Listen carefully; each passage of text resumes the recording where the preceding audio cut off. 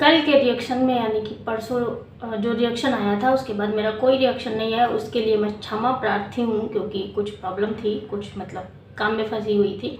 इस वजह से ना तो मैं वीडियो देख पाई और ना ही बना पाई। और कल के वीडियो में मैंने एक सवाल पूछा था आप लोगों को कि जो छोटी जज्जी हैं इन्होंने आरोही के साथ में अपनी स्टोरी क्यों लगाई और उस वीडियो को स्क्रॉल कर करके क्यों देखा। Hi guys, welcome back to my channel. तो एक बार आपको फिर से स्वागत है रिएक्ट विद शिल्पी में। मेरा नाम शिल्पी है। सभी को जय श्री कृष्ण, राधे राधे, हर हर महादेव, जय श्री राम, जय माता दी। कैसे हैं आप लोग? होप से स्वस्थ होंगे, मस्त होंगे और मुस्कुरा रहे होंगे। अगर आप रिएक्शन में इंटरेस्टेड हैं तो आप इस चैनल को सपोर्ट कर सकते हैं। और अगर आपको मेरे रिएक्शन अच्छे लगते हैं तो डेफिनेटली अपनी जो पॉइंट ऑफ व्यू है, जो अपनी ओपिनियन है, वो हम लोगों के साथ में इस कमेंट बॉक्स में शेयर कर सकते हैं। तो उसी से हम शुरू करते हैं, उसी वीडियो से जहाँ पे मैंने छोड़ा था कि मैंने क्वेश्चन किया था आप लोगों से कि छोटी जी ने इस तरह की मतलब स्टोरी क्यों लगाई आरोही के साथ में। और उसके बाद ही उनका ब्लॉग आया था।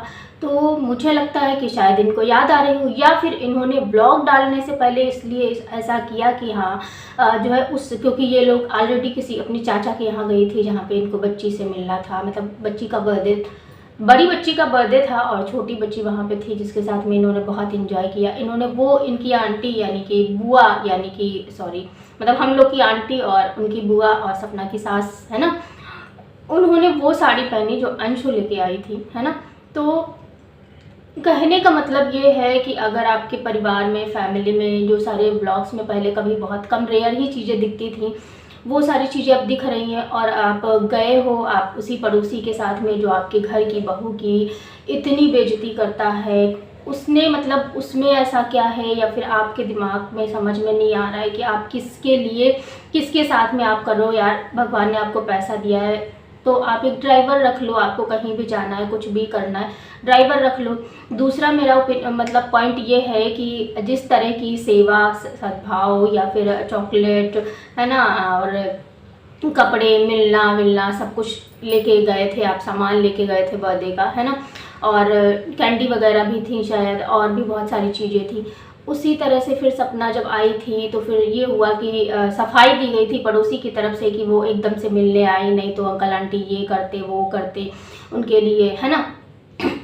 पता नहीं था तो भाई पता नहीं था अगर आपको, तो आप उस टाइम पे भी अगर इस टाइम पे आप साथ लेके उनको पड़ोसी के साथ में एंजॉय करते हुए जा सकते हो। पापा जी बीमार हैं, उनको छोड़ के जा सकते हो घर पे अकेले, तो फिर आप जो है उस टाइम पे भी जा सकते थे ना। क्योंकि सपना तो हमें लग रहा है मॉर्निंग में गई थी और वो शाम को लौटी है ना। तो आई थिंक 2-4-6 घंटे तो वो रुकी होगी घर पे, 2-4-6 घंटे तो रुके। और इन 2-4-6 घंटों में सिर्फ दूध और एप्पल ही देते बना था आप लोगों से।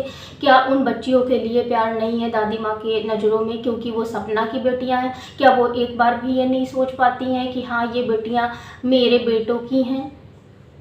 बस यही सारी चीज़ें जो हैं जो जनता को किसी ना किसी उसमें वो करी रहती हैं। मतलब जो आप लोग जिसको अंधभक्त बोलते हो वो कहीं ना कहीं चीज़ें दिख जाती हैं, आप लोगों की क्रियाकलापों के द्वारा ही दिख जाती हैं कि आपके लिए वो बच्चियाँ, वो पोतियाँ, वो बहू कितनी प्यारी, आप उसके लिए कौन सा स्टैंड लेते हो। अंकल हैं, आज तक जो है सपना के लिए कोई भी स्टैंड नहीं लिया, कभी भी नहीं बोला कि नहीं मेरी बहू ऐसी नहीं है, जबकि उसी सपना ने उस घर के लिए कितनी बार स्टैंड लिया था, आपको याद हो तो। उसी घर में रहते हुए वो अपनी उस जिठानी से लड़ी, यानी कि जो मानसवी दी हैं, अलका दी हैं, सबसे लड़ाई करी उन्होंने, अपने मायके वालों से भी लड़ाई करी। और उस बहू के लिए आप लोग एक बार भी उठ के नहीं आई। उसने छोटी सी गलती कर दी, बड़ी सी गलती कर दी, जो भी गलती कर दी, वो बच्चा थी, आप उसको माफ़ कर सकते थे। लेकिन नहीं, आपने क्या किया कि आपने सारी चीज़ें मतलब एकदम अगेंस्ट कर दी, एकदम जैसे लग रहा था कि कोई पार्टियां हो आपस में, विरोधी पार्टियां जो कि लड़ रही हों। तो मैं कहना चाहती हूँ कि जिस तरह का प्यार आप लोगों के उस ब्लॉग में उन लोगों के लिए दिखा, तो वो 2 बच्चियाँ भी याद आनी चाहिए थी आपको, उनका भी प्यार याद आना चाहिए था उनको। उनके लिए भी कुछ कर सकते थे। मतलब 2-4 घंटे अगर कोई रुका है तो आप उसके लिए हर वो चीज़ कर सकते हो जो आप चाहते हो।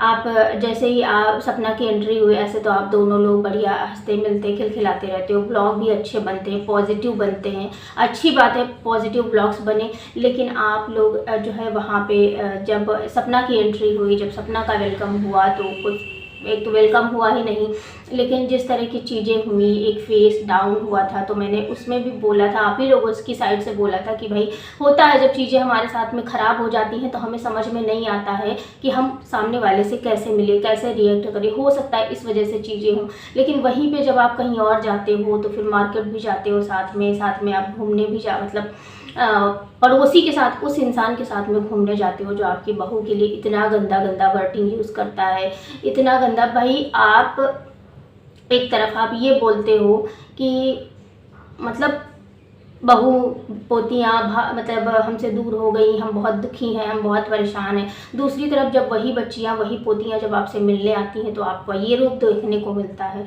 और तीसरी बात है, उसके तीसरे चौथे दिन ही अंकल का इस तरह का वीडियो आ जाता है कि जहाँ पे इंसान हार मान ले कि भाई हाँ, अब चीज़ें नहीं सही हो सकती हैं।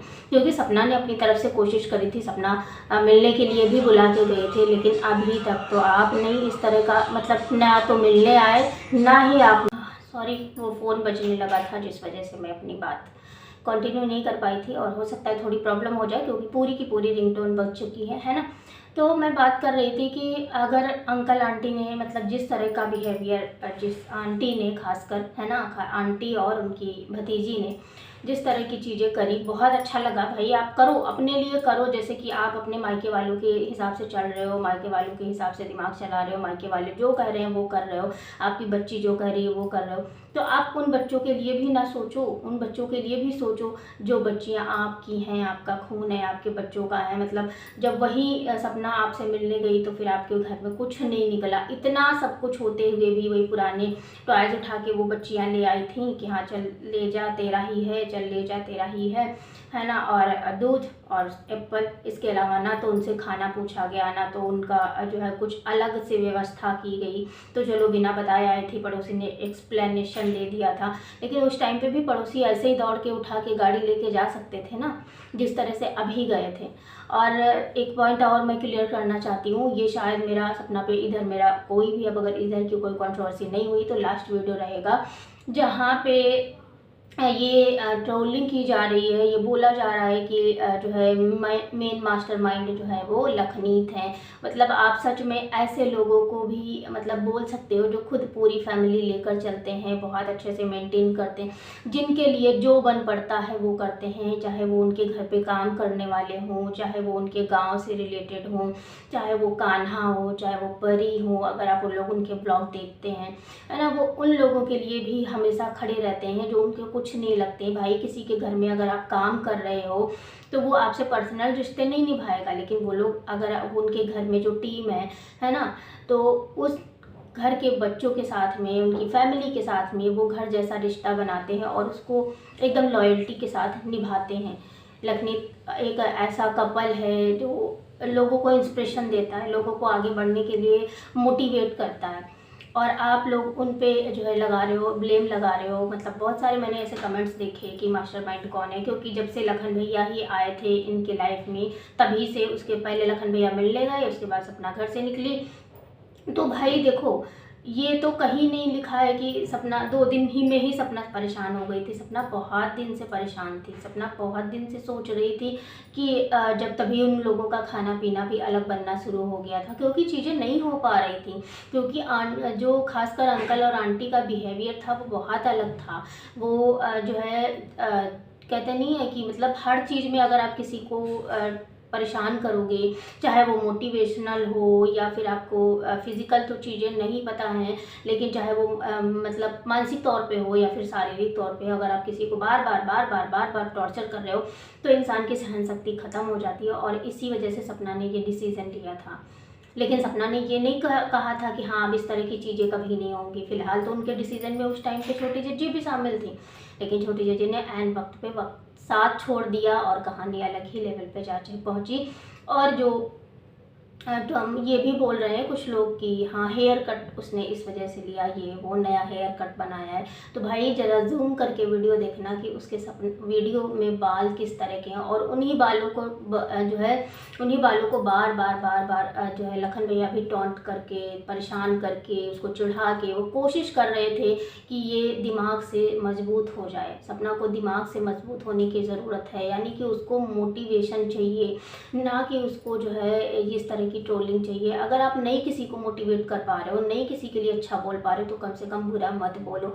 मेरे हिसाब से तो यही है। बाकी आप लोग पता नहीं किस दिमाग के हो, क्या सोचते हो, किस बेस पे डिसीजन ले लेते हो।